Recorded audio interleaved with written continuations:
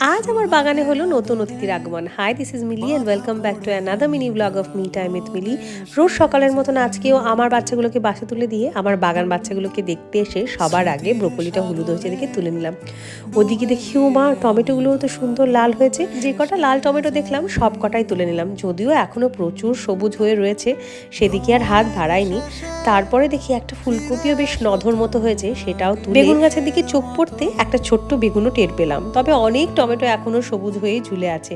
ও হ্যাঁ, নতুন অতিথির সাথে যে আলাপ করানো হলো না, আমার মা আজকে বাগানে এসে ধনেপাতা তুললো। আমি বললাম শুধু ধনেপাতাই বা তুলবে কেন, চলো বাকি যে ওলকপিগুলো আছে সেগুলোও তুলে দাও। মা এমনি সবজি ভালোবাসে, আর গাছ থেকে সবজি তুলতে তো আরোই খুশি হয়েছে। হঠাৎ পাঁচিলের ওপাশে চোখ গেল, দেখি সীমা বুড়ি জঙ্গলের মধ্যে থেকে বেরিয়ে আসছে।